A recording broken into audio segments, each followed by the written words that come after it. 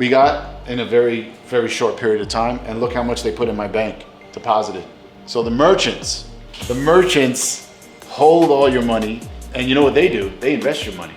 So they're making money on it. Remember, I'm just one guy. So imagine they're getting what, $2 billion a day? And they're investing that $2 billion. They're turning $2 billion of not their money. They're making, let's say it's 3%. What is that, 60 million doing nothing? Holding on money.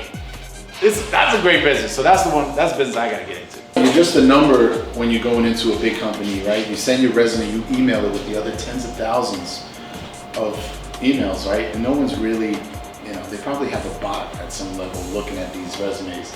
And if it ain't a bot, it's gonna be some low level mailroom person that they give a criteria to. So you're not even being considered by anybody of substance that makes decisions, right? You're just getting weeded, you're weeded out. And I read every resume I get, because I'm a small business. Because everyone is important, and I'm being very careful who I select. If I get 20 resumes this week, it's like, I remember the things that stand out in each person's resume. So if they came before me, I would probably know their name and either what they mastered in or what they studied, and maybe what companies they work for. They actually have some kind of value that left an impression with me, right? So how are you gonna leave an impression with Google and Amazon and these monster companies? This is how not to respond to an employer who wants to hire you. When I really hired her basically 3 weeks ago, and she postponed it with a family emergency, but a vacation that weekend after the family emergency. So apparently that emergency, maybe they brought the dead body with them on the vacation. It's like they came back to life maybe. That emergency just disappeared, and then they went on vacation to celebrate the emergency. We're building this big townhouse project in the city. The owners are supposed to be paying us bi-weekly, and now they stopped paying bi-weekly, and I'm laying out hundreds of thousands of dollars to support a job when they're supposed to be paying us as the job goes along. So essentially, I'm the bank. They're like financing this job as opposed to paying me accordingly as progress is being done on the job. I don't know if I can do this. I might really spend. Damn, I got to kill myself with my Chinese food breath. Anyway, we got a call center to field all these calls all day. Like there's literally like a dozen people at the call center, and it's a local call center, so it's support local business.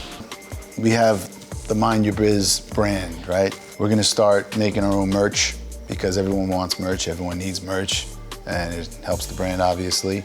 And no, these aren't my G-strings. This is a mask.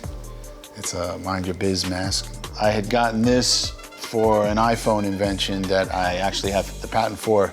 So we were able to do some short runs with this and do some samples, like 1,000 at a time. So now we're repurposing it to do some of the merch from Mind Your Biz. So, look out for all kinds of cool merch. This is where Big Donuts come in. This is so donuts don't press, or it's a field goal for Big Donuts. Yesterday, I wasn't getting a call at 3 o'clock. It was dead. It was dead silent, and that's never happened. And I was like, there has to be something wrong. Like, there has to be. What? That's sad, right? Because it was silent. And I was like, maybe just the whole world stopped. Maybe something happened in the world I don't know about. So at 5, 2 hours later, I looked at my email. Trying to reach you, all these customers are trying to call, and it's saying the phone is off. So they're freaking out, number one, like, this company disappeared. These are people that placed orders, some large orders, 100,000, like, where are you? They're freaking out. I call, phone is off. The 800 number ran out of some kind of, I don't know, you prepay your minutes, and they just shut it off because it went over some minutes. So it was off from 3 p.m. till 8 a.m. Total silence. And would you believe during that course of time, there were no orders online? None. You know what that means? That means the only reason why these people are ordering is because I'm talking all day long to them. In this great country of ours, anyone can sue you for anything at any time. So it's your duty to defend it. So in the lawsuit world, you're actually guilty until you prove innocent, okay? This isn't a criminal kind of scenario where you're innocent until proven guilty. No, it's the opposite. You're a big business, you're guilty because you've worked hard, you've amassed wealth, So you're guilty. So you're completely relying on someone. So while you're warm and fuzzy, any day the rug can be, ripped right from under you. Like even people with, 10, 15 years on the job, I've been seeing that.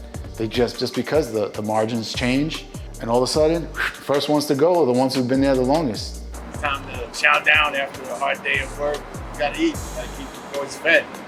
So remember that, penny shy, dollar foolish. Saving pennies can cost you dollars. All right, people, don't be cheap. Welcome everybody, you're on VIP B&B, and we're out here in Mounterville, Long Island. We're right near all the great wineries, restaurants, and even the Hamptons. So we're gonna take a look at this 4-bedroom, 4,000 square foot house and see if we can help him out and get his income up on this B&B, right? But to sell it or to Airbnb it, I don't know, that's up to the owner. So come check it out. Snooze, you lose, all right? And a lot of people snoozed on this one. Why? Because it's a total wreck. Sinaki Patras.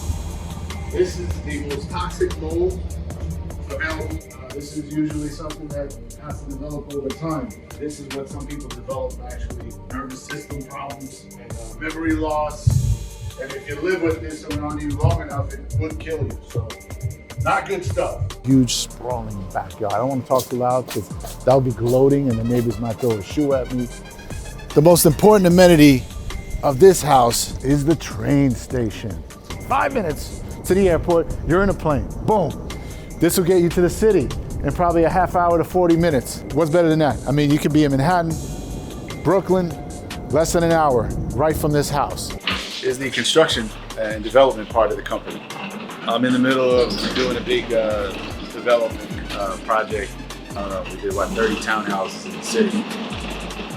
The project manager did some underhanded dealings, and we caught on to it, and I had to get rid of the project manager. So now I have a job with 30 guys and no project manager. So I went there yesterday to pick up the slack. I had to get another project manager on there, and probably lost, just from one day of screw ups, probably about $80,000. Yeah, everything's not all glamorous when you're making good money. You also when you're doing big moves, you also lose big. So that's the downside of you want to be a big business person. And lick your wounds and then make up for it. I got George Lopez as the voice, man. He does major motion, picture voices for Rio. He's at his Smurfs, everything. He's the real deal. I'm a little bit like taken back. I'm just like, I'm absorbing it all. He loves cartoon. He loves the sketch comedy idea. Like Dave Chappelle, do a Latino version of it. He was sincerely like, let's go. He's like, let's go. Let's start this. You got the ball rolling now. Let me help you with this now.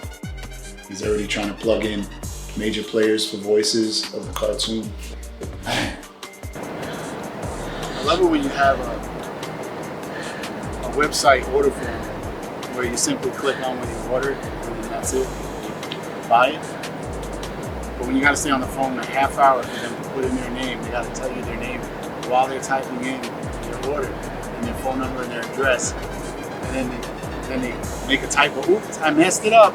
And I got to listen to all this. Like, this call was what, 15, 20 minutes. And then when she finally clicked, finish.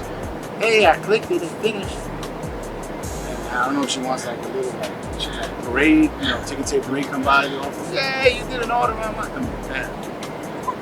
Hey people, currently over here in Long Beach, getting my morning routine, my meditation, my walk, my run, my workout, get the little workout on. Still handle my calls because I get calls all through the night. I have people I'm working with, different countries of different time zones. So generally I'm up a lot. So this is my time where I try to squeeze in some meditation, some disconnecting in a sense until my phone rings, which is every 5 minutes. I was born and raised in the city, humble beginnings, and I always wanted to live that beach life. And we got as close to it by going to the, the city beach, which was kind of dirty, diapers, heroin needles, all sorts of good stuff. But that was beaches, that was us being able to go to the beach for free. And I always wanted to live on the beach. I always wanted to go to the good beach. So that was always in the back of my head, succeed, live where you want to live, go where you want to go. It's not about money, it's about having options. And I wanted to have those options that as a kid, humble beginnings didn't offer me. So I felt like, wait, man, that's not fair. Why do some people get to live on a beach? And why do some people got to live in this concrete jungle, you know? So I always strive for that beach life, and now here I, you know, living on the beach. Got to ground with the earth. They say it's really good for your chakras. You know, you get in touch with dirt, sand, grass, and it really just, you know, it gives you a certain energy than when you're just walking on concrete all day, you know? I actually got to go. I just got a text. I gotta go.